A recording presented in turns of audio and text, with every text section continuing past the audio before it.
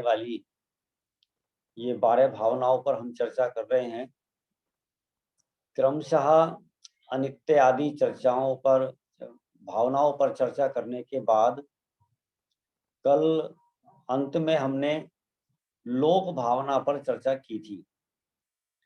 लोक भावना के स्वरूप का विचार करते हुए हमें ये विचार करना चाहिए कि इस लोक को ना तो किसी ने बनाया है, ना कोई बिगाड़ सकता है और ना ही कोई इसको टिका सकता है, क्योंकि एकमात्र जैन दर्शन ये बात कहता है। बाकी सभी धर्मों में इस सृष्टि का कर्ता ईश्वर को कहा जाता है। सभी धर्म ये कहते हैं कि सब ऊपर वाले के हाथ में है। चाहे कोई भी धर्म है, हिंदू है, मुस्लिम है, सिख, ईसाई है, यहाँ तक कि माने हर कार्य का कर्ता धर्ता ऊपर वाला है। ये बात अधिकांश जैन लोग भी मानते हैं और न केवल मानते हैं अपितु कहते भी हैं। जैसे कहते हैं ना, मैं भगवान महावीर से प्रार्थना करता हूँ कि अमुक को अपने चरणों में स्थान दे। ठीक है, तो भगवान महावीर किस किस को अपने चरणों में स्थान देंगे, सोचो आप। और कोई नालायक भी होगा, पापी होगा, रागी देसी होगा, व्यसनी होगा, तो उसके लिए भी लोग बाग ये कहेंगे कि भगवान महावीर इनको अपने चरणों में स्थान दे।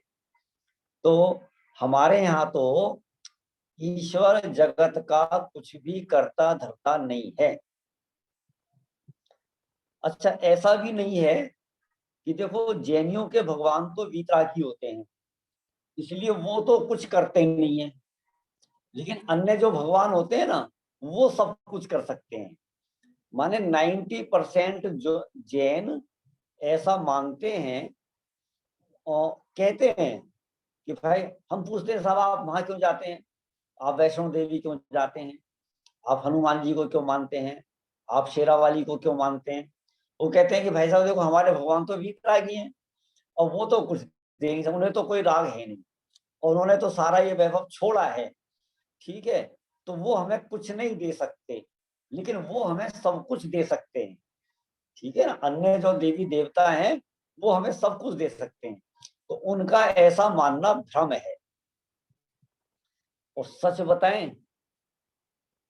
बताएं, बाकी के देवी देवता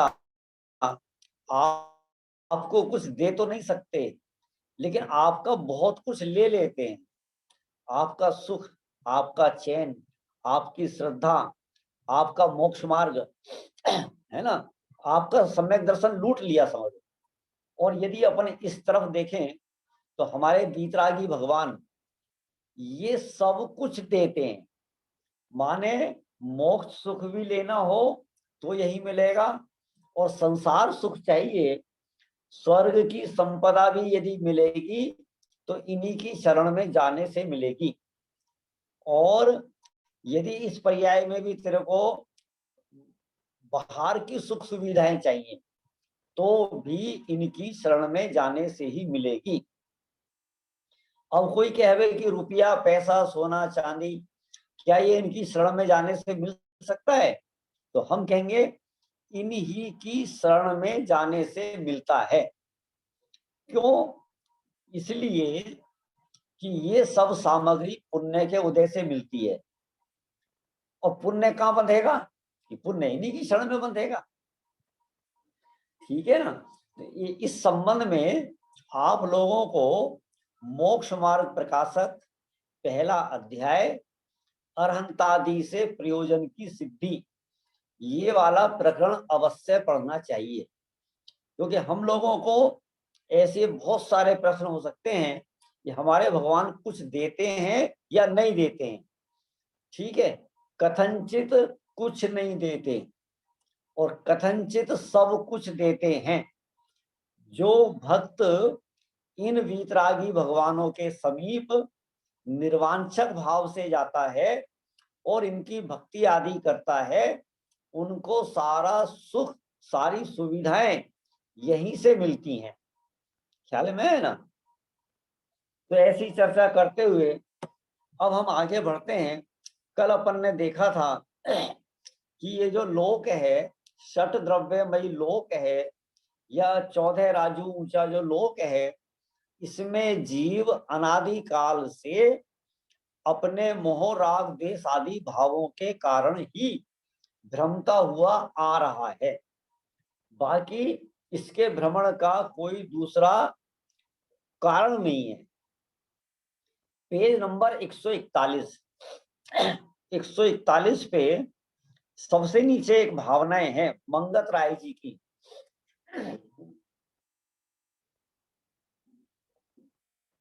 लोक अलोक आकाश माही थिर निराधार जानो, पुरुष रूप कर कटी भय षट द्रव्य सो मानो। क्या कहा?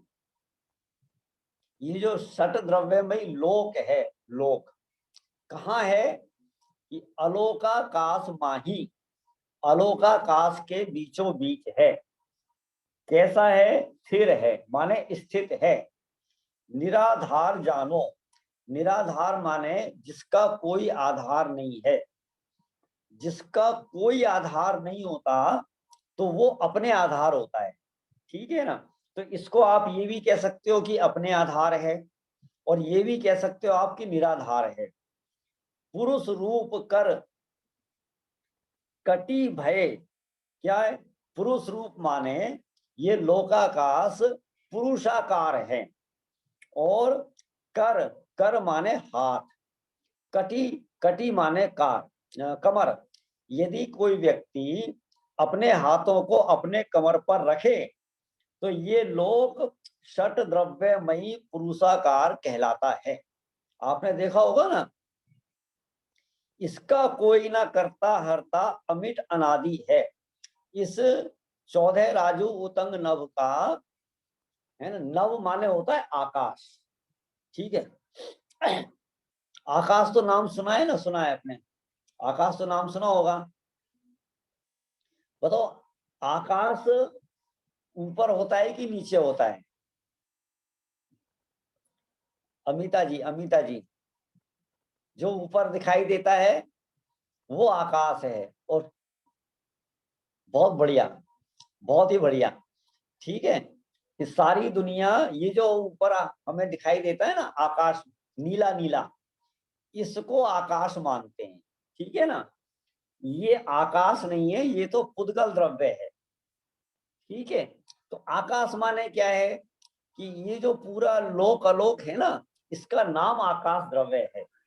और उस आकाश के दो भेद हैं, एक लोकाकाश और एक अलोकाकाश। क्या बोले? 1 मिनट और। क्या चीज? क्या बोले आकाश का? आकाश का माने ये जो ये आकाश द्रव्य है। आकाश एक द्रव्य है, जैसे जीव पुद्गल, धर्म अधर्म काल, वैसे ही आकाश एक द्रव्य है। और उस आकाश द्रव्य के दो भेद हैं, एक लोकाकाश, एक अलोकाकाश। जहां जीवादि 6 द्रव्य रहते हैं वह लोकाकाश है, और जहां जीवादि 6 द्रव्य नहीं रहते हैं वह अलोकाकाश है। ठीक है ना? तो ये जो लोक है, इसका कोई भी कर्ता धर्ता नहीं है। इसका कोई ना करता हरता अमिट अनादि है। अमिट माने इसका कोई नाश भी नहीं कर सकता। अनादि है। अनादि का मतलब क्या होता है? कि जिसको किसी ने बनाया नहीं है। ये लोक अनादि अनंत है। तो जब भी कोई चीज अनादि की होगी तो उसका सीधा सीधा मतलब ये होगा कि उसका कोई कर्ता नहीं है। और जब ये कहा जाता है कि ये अनंत है, तो अनंत का मतलब ये हुआ कि इसका कोई नाश नहीं कर सकता। ऐसा जीवरु पुद्गल नाचे यामे, कि इस लोक में जीव और पुद्गल नाचते हैं। समझ ना? बाकी कोई और नहीं नाचता। धर्म द्रव्य है, स्थिर है। अधर्म द्रव्य स्थिर है। आकाश द्रव्य स्थिर है। काल भी अपनी अपनी जगह पर स्थिर है। लेकिन दो द्रव्य नाचते हैं। कौन कौन से दो द्रव्य? जीव और पुद्गल नाचते हैं, ठीक है ना। जीव और पुद्गल नाचे यामे। क्यों नाचते हैं? कर्म उपाधि है, यानी कर्म की उपाधि के कारण। अगला पेज पलट देना। पुण्य पाप सो जीव जगत में नित्य सुख दुख भरता। पुण्य और पाप के वश यह जीव हमेशा सुख दुख को भोगता आ रहा है। अपनी करनी आप भरे, सिर औरन के धरता। ठीक है ना। ये क्या है? संसारी अज्ञानी प्राणी की ये प्रवृत्ति पाई जाती है। करेगा आप, यानी पाप आप करेगा, अपराध स्वयं करेगा और औरों के सिर धरता है। माने अपने दोष या तो पर द्रव्यों पे डालेगा या कहेगा कि कर्म ने ऐसा किया। ठीक है। तो अपनी करनी आप भरे, सिर औरन के धरता। मोह कर्म को नाश मेट कर सब जग की आशा। निज पद में थिर होए, लोक के शीश करो वासा। इन दो पंक्तियों में उपदेश दे रहे हैं। क्या कह रहे हैं? कि हे भव्य प्राणियों, मोह कर्म का नाश करो यदि अपना हित चाहते हो, और जगत की सभी आशाएं छोड़ दो।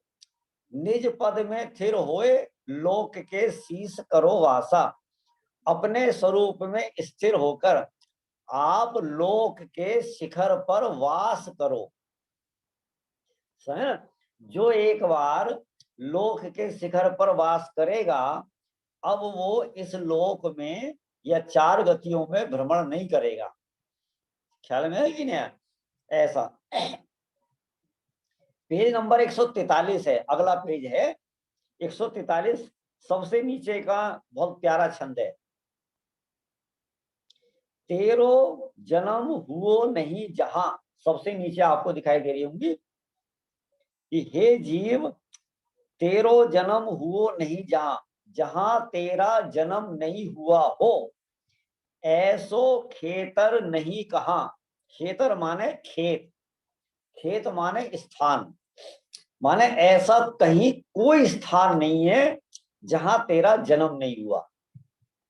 आप है ना सोच भी नहीं सकते कि अभी अपन जहां बैठे हैं ना, जहां जिस स्थान को अपन घेर रहे हैं, तो वहां एक एक प्रदेश पर, ठीक है, जितने स्थान पर अभी अपन बैठे हैं वहां असंख्यात प्रदेश हैं, लोकाकाश के असंख्यात प्रदेश। और एक एक स्थान पर इस जीव ने अनंत अनंत बार जन्म लिया है। अब सोचो, अनादिकाल से इस जीव ने कितनी बार जन्म धारण किया है, कितनी बार। और जितनी बार जन्म किया है उतनी बार इस जीव ने मरण किया है। अब जितनी बार जन्म मरण किया है उतनी बार इस जीव ने अनंत अनंत वेदना।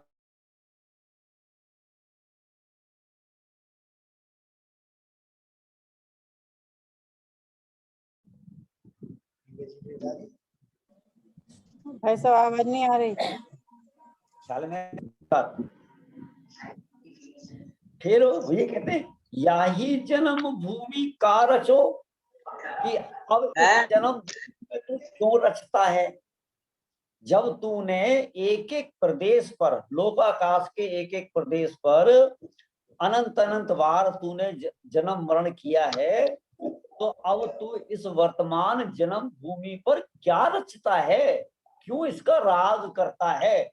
मेरा मकान, मेरा मकान, मेरी जन्मभूमि, मेरी जन्मभूमि। समझ में है कि ना? इतना गाढ़ा प्रेम हो जाता है। कई बार जो घर के बड़े बुजुर्ग लोग होते हैं ना, अब बेटे हैं तो बेटों के कहीं और ट्रांसफर हो गए, दूसरी जगह सर्विस है, दूसरी जगह व्यापार है, मान लो वो दूसरे घर में जाना चाहते हैं, तो वो बड़े बुजुर्ग कहते हैं भैया तुम कहीं भी जाओ, हम नहीं जा सकते, हम यहाँ, ये हमारी जन्मभूमि है। माने इससे क्या सिद्ध होता है कि तुम्हें इस जन्मभूमि के प्रति कितनी आसक्ति है, कितना गाढ़ा अनुराग है।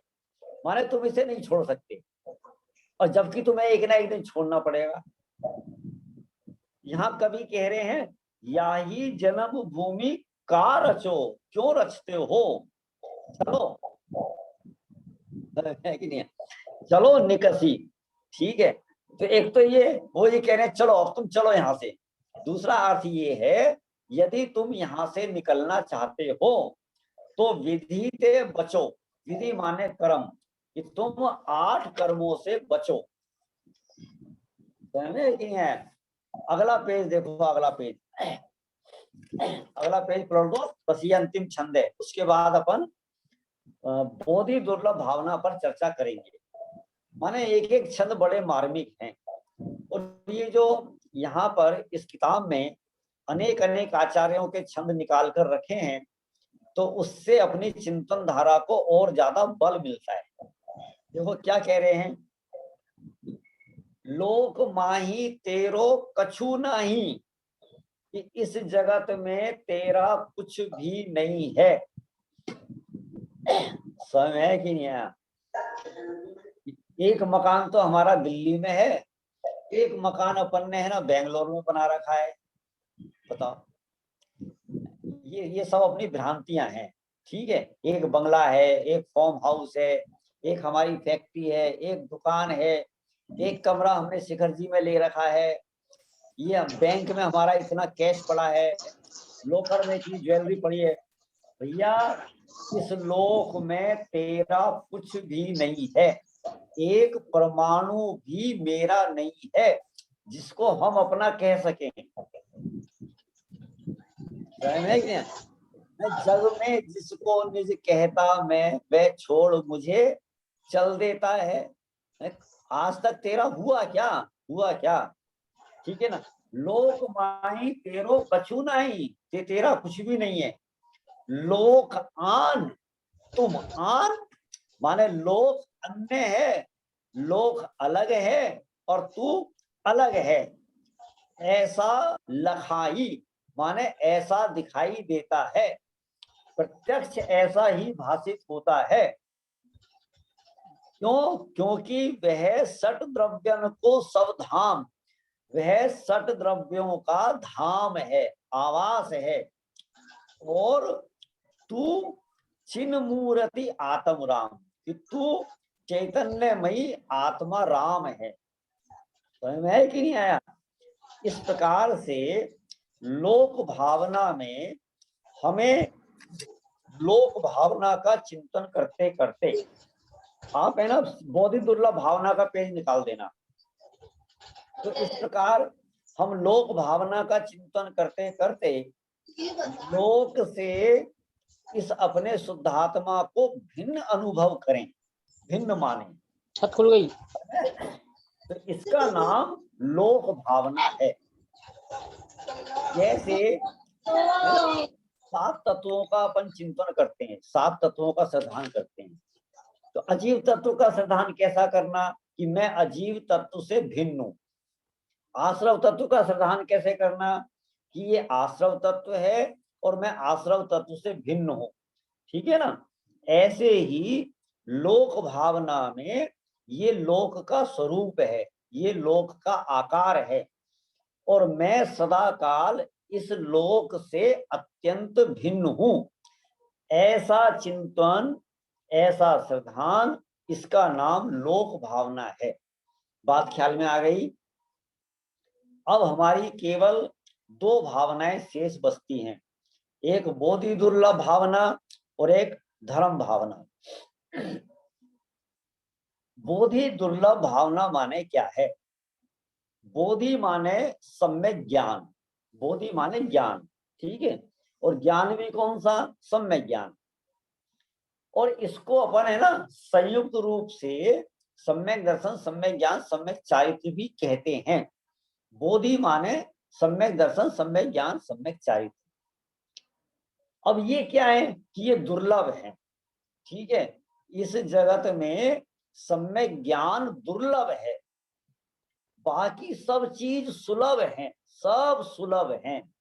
आप स्वर्ग सुख भी प्राप्त कर सकते हो, है ना। इंद्रों के वैभव भी आप प्राप्त कर सकते हो, चक्रवर्ती जैसी संपदा भी आप प्राप्त कर सकते हो। प्राप्त नहीं कर सकते, आपने अनंत बार प्राप्त की है, अनंत बार। ख्याल में है ना? अभी अभी कहा ना कि एक एक प्रदेश में इस जीव ने अनंत अनंत बार जन्म लिया है। जब हम पंच परावर्तन की चर्चा करते हैं तो उसमें ये सब बातें आती हैं। माने ऐसा कोई भी पुद्गल परमाणु नहीं बचा जिसको इस जीव ने नहीं भोगा हो, नहीं भोगा हो। समझ के जैसा कहते हैं ना, अरे साहब हम तो अपने जीवन में ये गाड़ी ले ही नहीं पाए, अरे साहब हम तो अरबपति नहीं बन पाए, परंतु तू अनंत बार अरबपति हो होकर मरा है। ख्याल में? तो बोधि दुर्लभ भावना ये कह रही है, तूने इस जगत में सब कुछ प्राप्त किया, केवल नहीं प्राप्त किया तो केवल सम्यक ज्ञान, सम्यक दर्शन और सम्यक चारित्र। अब तू इसका विचार कर, विचार कर। समझ में आई कि नहीं आई बात? है ना? अनंतो अनंतो बार हर प्रकार की देह को, आज जो हमारे पास देह है ना, देह बिल्कुल सेम एज इट इज देह, ऐसा ही आकार प्रकार, ऐसा ही रूप इस जीव ने अनंत अनंत बार प्राप्त किया है। ख्याल में है ना? नहीं प्राप्त किया तो केवल सम्यक ज्ञान प्राप्त नहीं किया। इसका नाम है बोधि दुर्लभ। धन कन कंचन राज सुख सबही सुलभ तरी जान, दुर्लभ है संसार में एक यथार्थ ज्ञान। यथार्थ ज्ञान माने सम्यक ज्ञान। समय कि नहीं है? माने ये जीव भोगों को प्राप्त करने के लिए माने मर पच जाता है, मर पच जाता है, अपना सब कुछ दांव पर लगा देता है, सब कुछ दांव पर लगा देता है। लेकिन वो सब प्राप्त होना कर्म के अधीन है, मेरे अधीन नहीं। समझ में है कि नहीं? बोलो हम कितनी मेहनत करें कि 6 खंड के अधिपति बन जाएं, कितना कितनी मेहनत करें। देखो अभी अपन है ना 8 घंटे मेहनत करते हैं, घर से जाते हैं, कोई फैक्ट्री वाला है तो फैक्ट्री जाएगा, दुकान वाला है तो दुकान जाएगा, सर्विस वाला है तो सर्विस जाएगा। 8 घंटे मेहनत करता है तो कोई व्यक्ति 1 लाख कमाता है, कोई 10 लाख कमाता है, कोई 1 करोड़ कमाता है, कोई 1 खरब कमा ले। मैं ये कहता हूं कि कोई कितनी मेहनत करे कि 6 खंड का अधिपति बन जाए, बोलो। मतलब ही नहीं है, वो तो तेरे पुण्य में होगा। ठीक है, तो तू चक्रवर्ती स्वयमेव बनेगा, माने कमाने से नहीं। हम कितना पुण्य करें कि चक्रवर्ती बन जाए?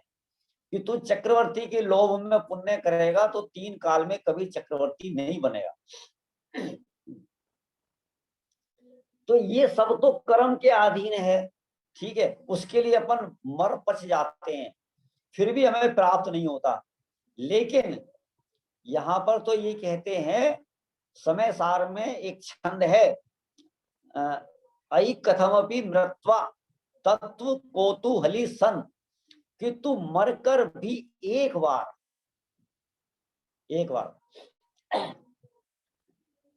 ये मरकर भी एक बार तत्व का कौतूहली हो। ऐसा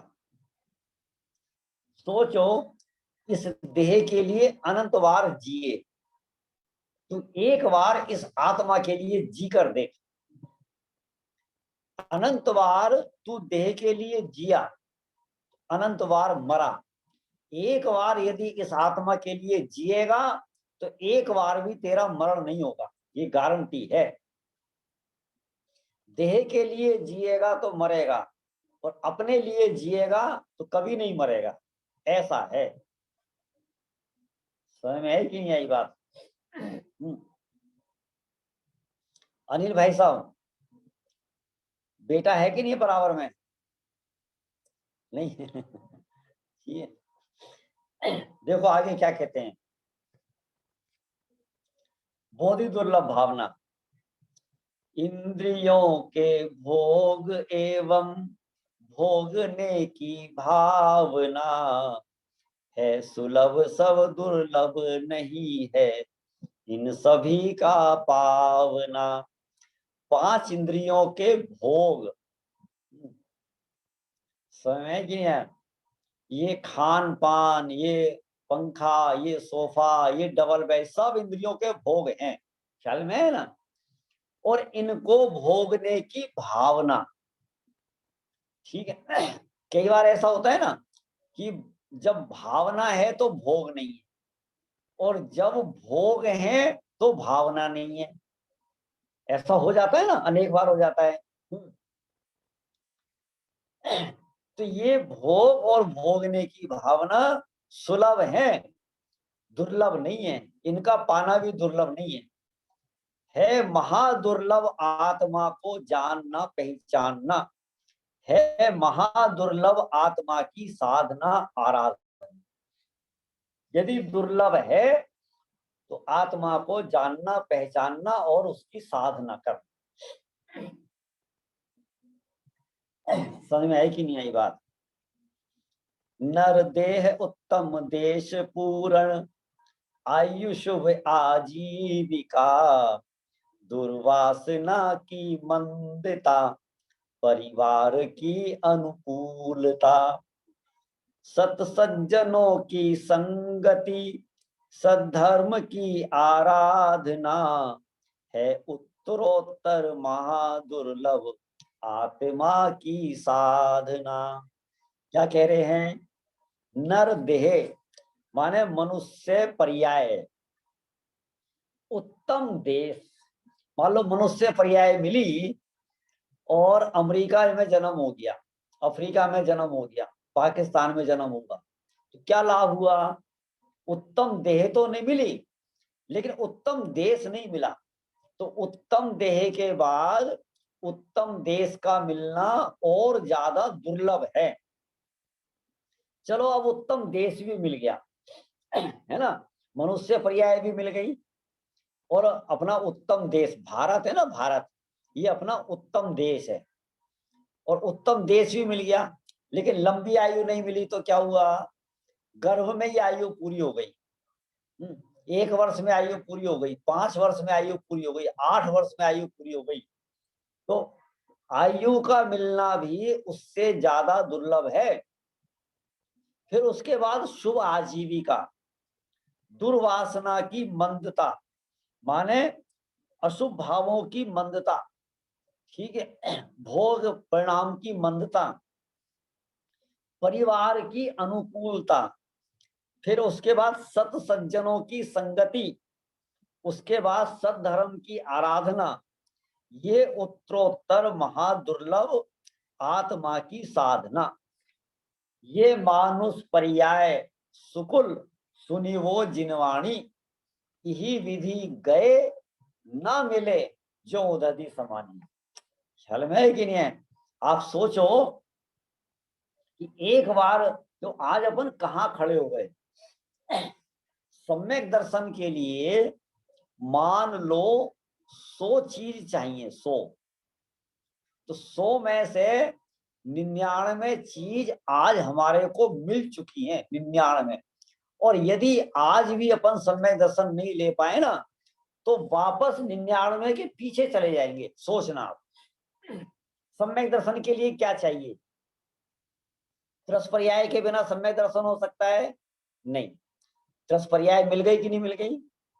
चलो, त्रस पर्याय के मिलने के बाद संघीय अवस्था चाहिए कि नहीं चाहिए? संघीय अवस्था भी मिल गई। और क्या चाहिए? कि जैन कुल चाहिए, ये भी मिल गया। लंबी आयु चाहिए, ये भी मिल गई। अच्छा, अब जैन कुल मिल जाए और समझने की बुद्धि नहीं मिले तो क्या होगा? समझने की बुद्धि चाहिए, वो भी मिल गई। अच्छा, देवसार गुरु का समागम, समझने की भी बुद्धि मिली, लेकिन सबको देवसार गुरु का समागम नहीं मिलता। देवसार गुरु का समागम चाहिए, चलो वो भी मिल गया। ठीक है, समझाने वाले वो भी मिल गए।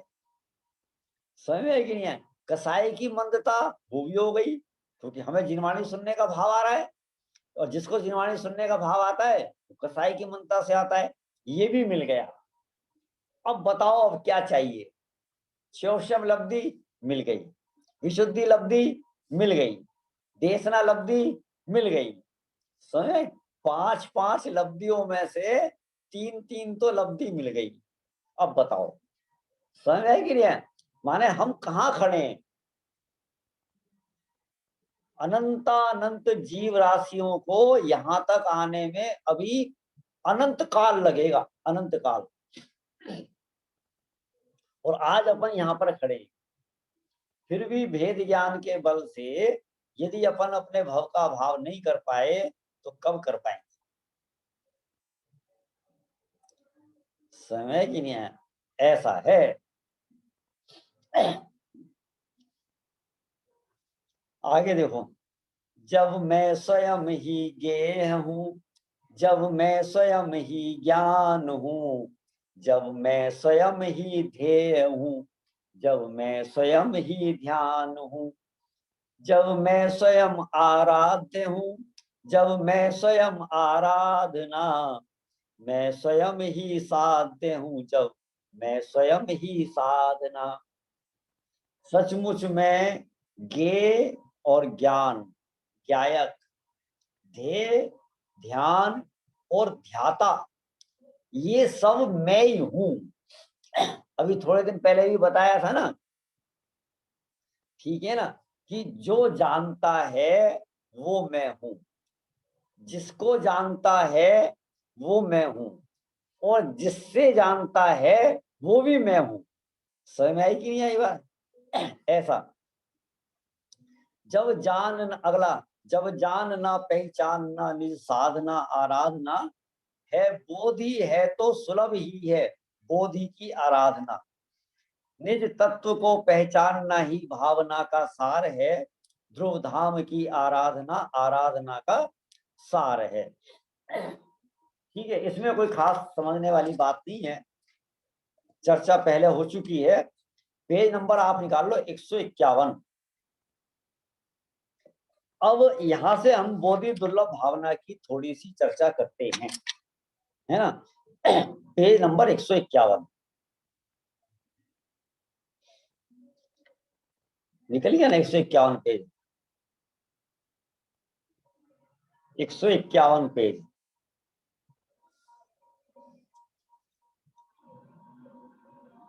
देशना, देशना आवाज आ रही है आपको? हाँ 151 ही है ये। हाँ चलो ठीक है, आ गया आ गया, है ना? अब आया है। ठीक है, थोड़ा सा ऊपर करो आप। बोधि और समाधि का अंतर, यहां से अच्छी चर्चा है। बोधि और समाधि का अंतर बृहद्रव्य संग्रह की संस्कृत टीका में इस प्रकार स्पष्ट किया है। प्राप्त सम्यक दर्शन, ज्ञान चारित्र का प्राप्त होना बोधि है। बोधि माने क्या है? अप्राप्त। अप्राप्त माने जो आज तक प्राप्त नहीं किया उसको प्राप्त करना। किसको प्राप्त नहीं किया? सम्यक दर्शन ज्ञान चारित्र को, उसको प्राप्त करना, उसका नाम बोधि। और उन्हीं सम्यक दर्शन ज्ञान चारित्र को निर्विघ्न अन्य भव में साथ ले जाना, उसका नाम समाधि है। ऐसा बृहद्रव्य संग्रह की संस्कृत टीका में आया है। समझ में है कि नहीं है? माने बोधि माने क्या और समाधि माने क्या? बोधि माने सम्यक ज्ञान, और उसको यथावत। समाधि क्या चीज है? समाधि माने इस जीव ने इस मनुष्य पर्याय में व्यापार किया, ठीक है, रत्नत्रय का व्यापार किया, रत्नत्रय कमाए, संयम है, साधना है, रत्नत्रय है।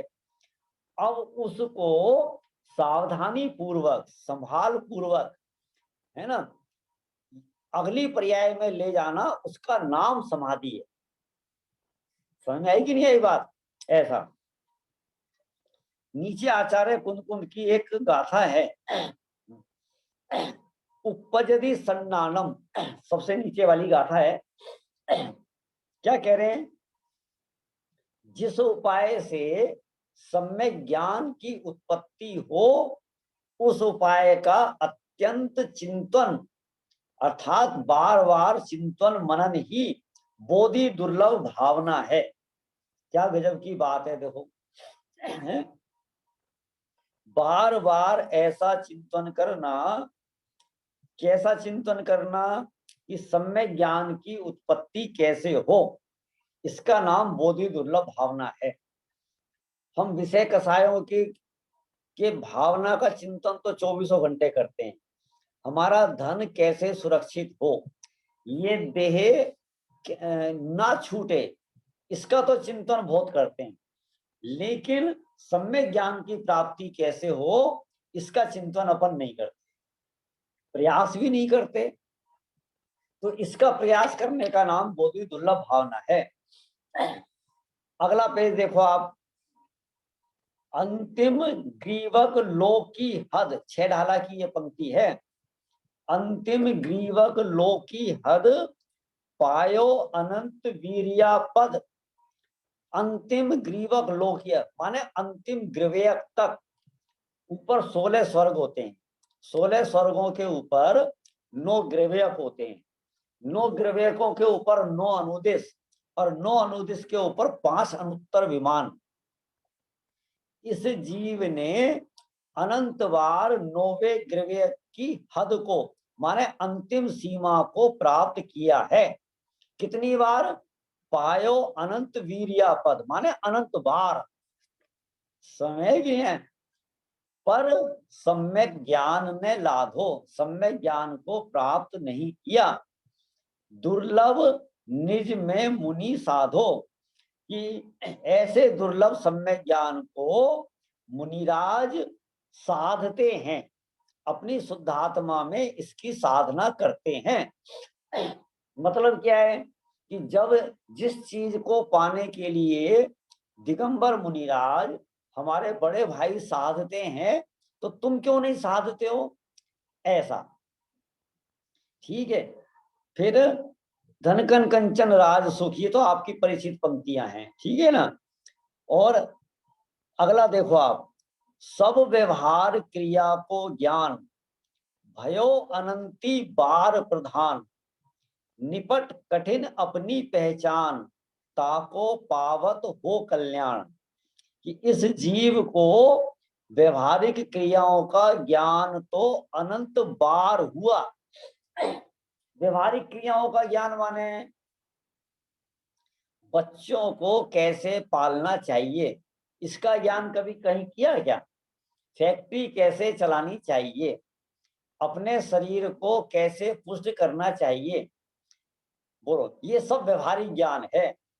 ये तो इस जीव ने, अब देखो बिना सिखाए होता है, बिना सिखाए होता है माने पक्षी हैं, पक्षियों को उड़ना कौन सिखाता है, किसने सिखाया? आप समझे ना, ये सब व्यवहारिक ज्ञान है। ठीक है, बोलने का, चालने का, चलने का, कमाने का, खाने का, पीने का, सब व्यवहारिक ज्ञान है। ठीक है, और यदि अपन और आगे चले तो व्यवहारिक ज्ञान माने व्यवहार का ज्ञान। ठीक है, व्यवहार का ज्ञान माने पूजा करना है, स्वाध्याय करना है, जाप करना है, यात्रा करना है, ये सब भी व्यवहारिक ज्ञान है।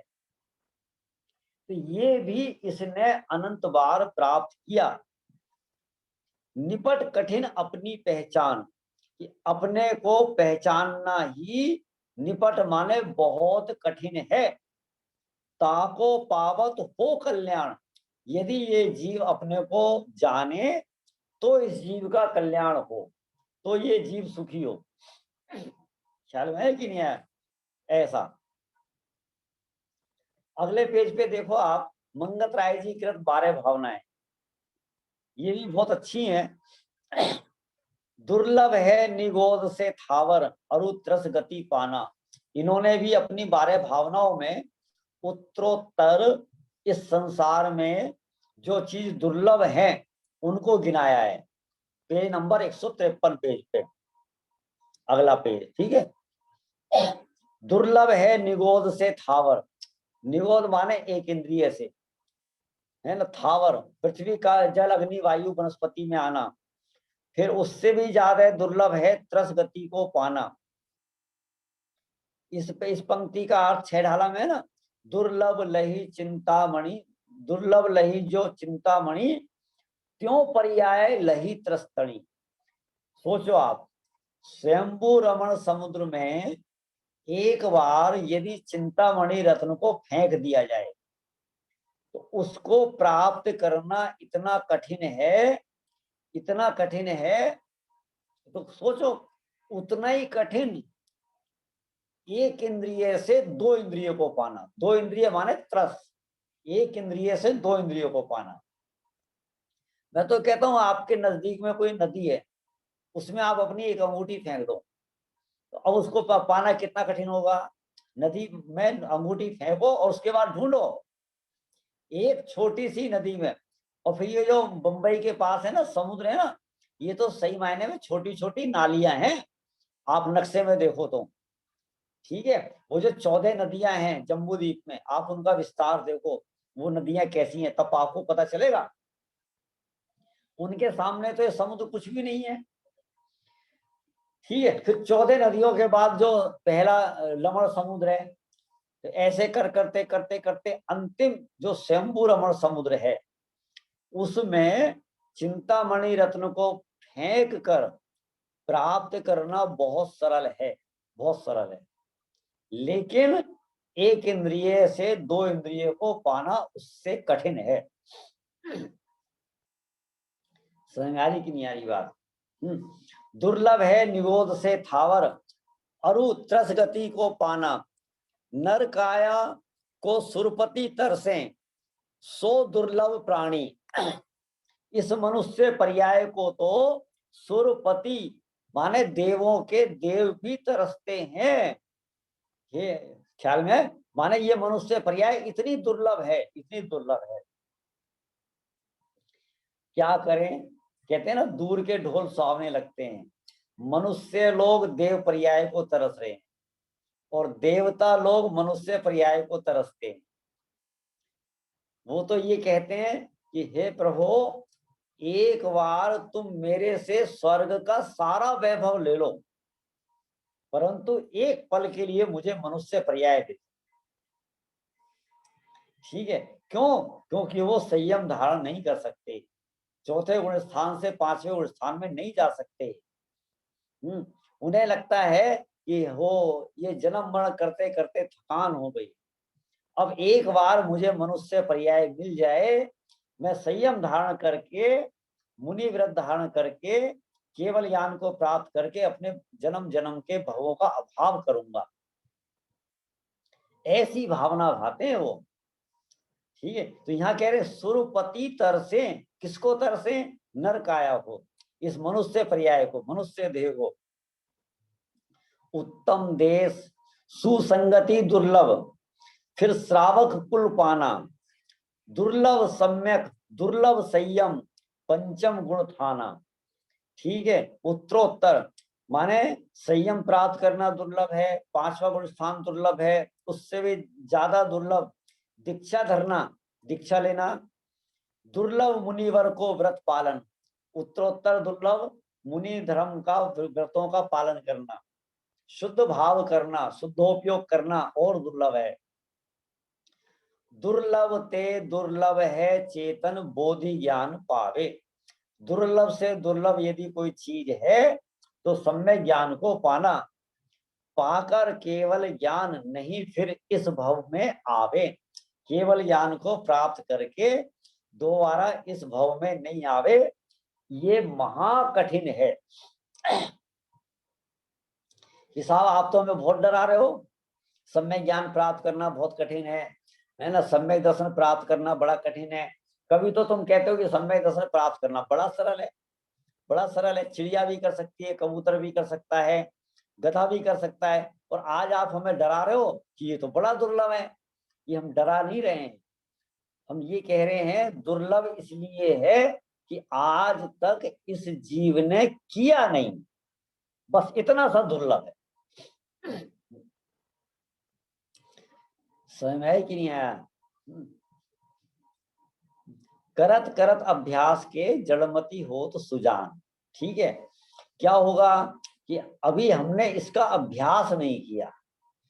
यदि हमारा थोड़ा सा भी अभ्यास होगा तो ये कठिन काम बहुत सरल है। आप कभी मेडिकल स्टोर की दुकान पे जाते हो, दवाइयों की दुकान पे, तो वहां छोटी छोटी हजारों प्रकार की दवाइयां होती है। एक सर दर्द की दवाई भी 10 कंपनियों की रखी होती है, और हम जाते हैं साहब एनासिन देना, तो फटाक से वहां उसके हाथ जाएगा, छोटा सा डिब्बा निकालेगा, उसमें से एनासिन की गोली दे देगा। अरे साहब बड़ा दिमाग है इसमें, बड़ा होशियार है ये। भैया कुछ नहीं है, ये उसका अभ्यास है।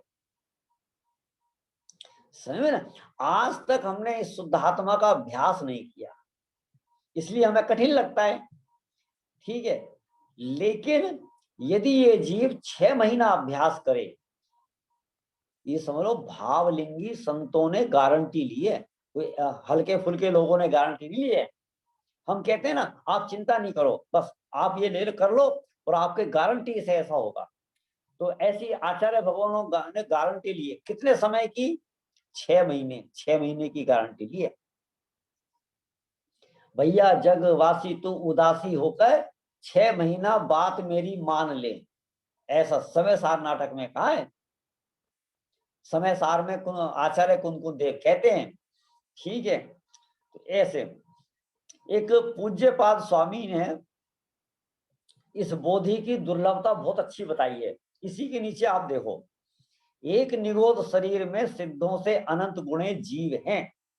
अब विचार करना, देखो चिंतन करना, एक निगोदिया जीव में कितने जीव? एक निगोदिया जीव। आज तक जितने सिद्ध भगवान हुए उससे अनंत गुणे ज्यादा, उससे अनंत गुणे ज्यादा जीव एक निगोदिया शरीर में।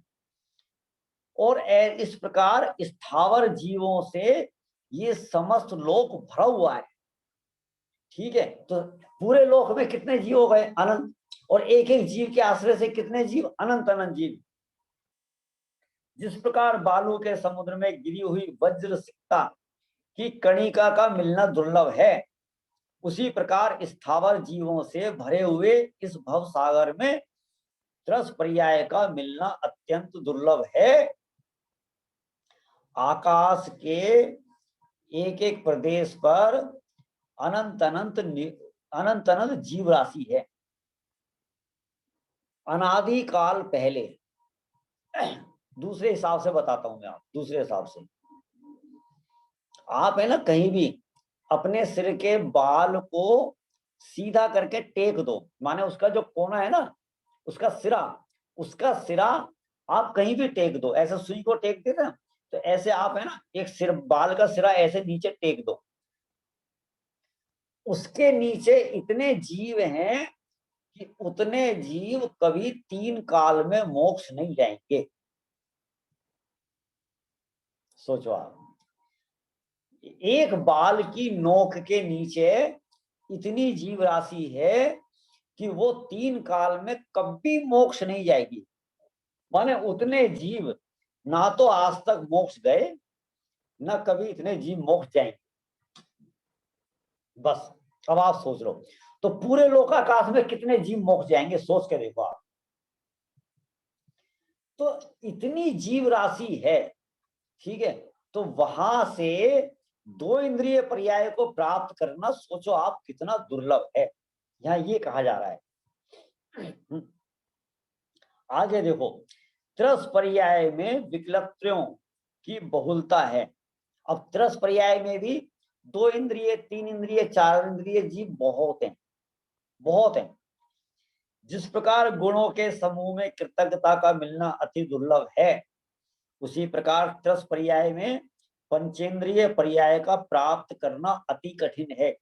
1 इंद्रिय से 2 इंद्रिय, 2 से 3, 3 से 4, 4 से 5, ये अनंत अनंत गुणा ज्यादा दुर्लभ है। पता है कितनी बार जीव निरोध से आता है, 1 इंद्रिय से आता है, 2 इंद्रिय पर्याय को प्राप्त करता है, वापस 1 इंद्रिय में चला जाता है, फिर पता नहीं वहां से कब आएगा। वहां से आया, फिर 2 इंद्रिय पर्याय प्राप्त कर ली, कदाचित 3 इंद्रिय पर्याय, फिर वापस चला गया, फिर पता नहीं कितने काल बाद आएगा। पंचेंद्रिय पर्याय में भी पशु, मृग, पक्षी और सर्प आदि त्रियंचों की बोलता है। मान लो पंचेंद्रिय जीव भी हुआ तो वहां सर्प है, पक्षी है, जानवर है, त्रियंच गति है, तो वो बन के बना वापस चला गया। अतः जिस प्रकार चौराहे पर पड़ी हुई रत्न राशि का प्राप्त होना कठिन है, उसी प्रकार मनुष्य पर्याय का प्राप्त होना अति कठिन है। यदि एक बार मनुष्य पर्याय मिल भी गई तो फिर उसका दोबारा मिलना तो इतना कठिन है जितना जले हुए वृक्ष के परमाणुओं का उन्हें उस पर्याय रूप से मिलना। देखो इसके लिए क्या कहा है शास्त्रों में, आप ध्यान से सुनो। एक वट वृक्ष है, आप उसमें आग लगा दो और आग लगाकर उसकी राख बन गई और राख बनकर वो हवा में उड़ गई। बहुत तेज आंधी आई तो आंधी में उसका एक एक कण चारों दिशाओं में बिखर गया, एक एक कण बिखर गया। बहुत सारे कण उड़कर नदी में चले गए, नदी से समुद्र में चले गए। ठीक है, अब बोलो कितना बिखर गया। वापस वो सारे परमाणु अपनी अपनी जगह से उसी स्थान पर आए और वो वापस वैसा का वैसा वृक्ष बने। ऐसा होना तो बहुत सरल है, परंतु मनुष्य पर्याय का मिलना इतना सरल नहीं है। ये शास्त्र का उदाहरण है, समझ में आया कि नहीं आया। कदाचित इसकी प्राप्ति पुनः हो भी जाए तो भी उत्तम देश, उत्तम कुल, स्वस्थ इंद्रियां और स्वस्थ शरीर की प्राप्ति उत्तरोत्तर अत्यंत दुर्लभ समझना चाहिए।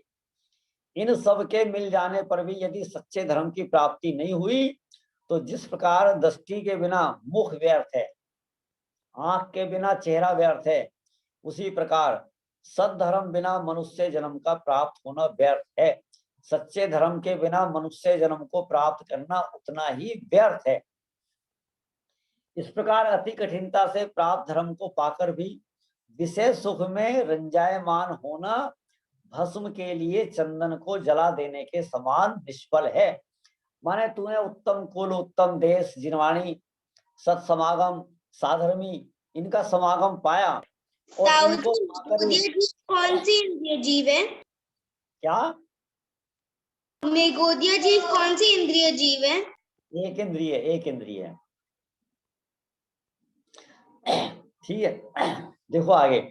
तो फिर मनुष्य इतना कुछ पाकर भी तू विषय भोगों को चाहता है, तो विषय भोगों को चाहना किसके समान कहा? जैसे कोई राख के लिए चंदन की लकड़ी को जलाए, ऐसा। ठीक है, तो इस प्रकार समय भी हो रहा है और अपना विषय भी पूरा हो रहा है। आगे एक अगले पेज पे जयचंद जी छावड़ा की बारह भावना का एक छंद आ रहा है, इससे बिल्कुल डिफरेंट। जयचंद जी छावड़ा की जो बारह भावनाएं हैं वो सारे कवियों से डिफरेंट हैं, माने अलग हैं। ठीक है, अब देखो आप यहाँ क्या कह रहे हैं, वो ये बिल्कुल विपरीत कह रहे हैं। बोधि आपका भाव है, निश्चय दुर्लभ नाही, भव में प्राप्ति कठिन है, यह व्यवहार कहाई। देखो आपके सामने स्क्रीन पर आ गया, बोधि आपका भाव है। बोधि माने सम्यक दर्शन ज्ञान चाहिए। आपका माने ऐसा नहीं है भगवान आपका भाव है, आपका माने मेरा, माने बोधि तो मेरा अपना भाव है, अपनी वस्तु है। निश्चय दुर्लभ नहीं, देखो अपनी वस्तु है, इससे वो क्या कहना चाह रहे हैं? बोलो, अपनी जेब से पैसा निकालना सरल है या दूसरे की जेब से पैसा निकालना सरल है? सोचो। मेरे घर में मेरी चीज है, उसे पाना सरल है या दूसरे के घर में पड़ी हुई जो चीज है उसको पाना सरल है? अरे सम्यक दर्शन, सम्यक ज्ञान, सम्यक चारित्र तो मेरी चीज है और मेरे घर में पड़ी हुई है, मेरे अंदर में पड़ी हुई है, समझ में है कि नहीं? बस उन्हें तो प्राप्त करना है।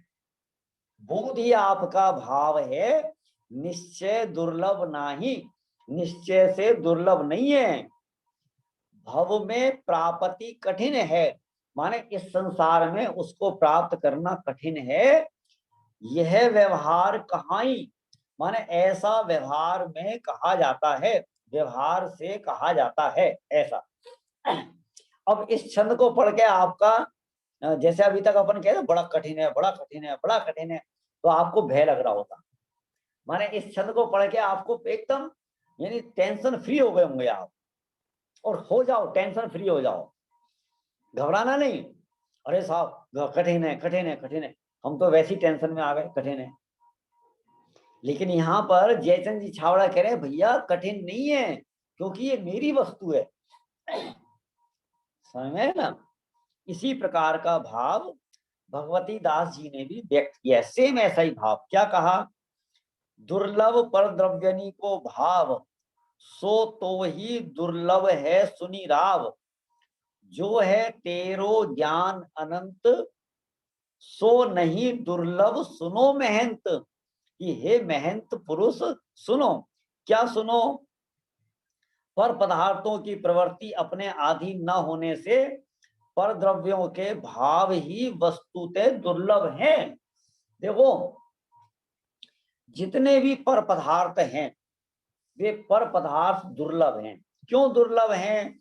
कि वो मेरे भाव नहीं, मेरे अधीन नहीं है। हे आत्मन, तेरा जो अनंत ज्ञान रूप भाव है वह किसी भी रूप में दुर्लभ नहीं है, माने किसी भी प्रकार से दुर्लभ नहीं है। वो ये जो अपना ज्ञायक भाव है, शुद्धात्मा है, दुर्लभ है कि सुलभ है? मैं आपसे पूछता हूं। यदि आप कहते हो सुलभ है, ठीक है, तो हम कहेंगे फिर आप यहाँ के बैठ के क्या कर रहे हो? समझ में नहीं? ऐसा नहीं, सही मायने में तो ये सुलभ है। जैसे मुट्ठी में रखा हुआ जो रत्न है तो उसको भूल कर अपन भार में ढूंढ रहे हैं, और वो सुलभ है कि दुर्लभ है? बताओ, मुट्ठी में रखा हुआ रत्न है, समझ में है कि नहीं? कितना सुलभ है, कितना सुलभ है कि तुझे अपनी मुट्ठी खोलकर देखना है, बस ऐसा ही है। तो ये जो हमारा ज्ञायक भाव है, शुद्धात्मा है, सम्यक ज्ञान है, सम्यक दर्शन है, जिसको हम कठिन मानकर बैठे हुए हैं, देखो कठिन मानोगे तो दुर्लभ है, ना इस पर्याय में मिलेगा ना अगली पर्याय में मिलेगा। और सरल मानोगे तो सुलभ है, माने वो अभी मिल जाएगा, इसी पर्याय में मिल जाएगा। तो हम उसको यथार्थ जानते हुए, पहचानते हुए उसकी प्राप्ति का उपाय करें। सरल है, इसी भाव में प्राप्त हो सकता है, ऐसा विश्वास करके सम्यक पुरुषार्थ करें तो हमें प्राप्त हो जाएगा। ये बोधि दुर्लभ नहीं है, बोधि सुलभ भावना है, ठीक है ना? नाम है बोधि दुर्लभ भावना, लेकिन बता रही है बोधि सुलभ भावना, ठीक है ना? तो इस प्रकार से हम ऐसा सर्वभान करें, इसी मंगल भावना से यहाँ पर विराम लेते हैं। जावाणी के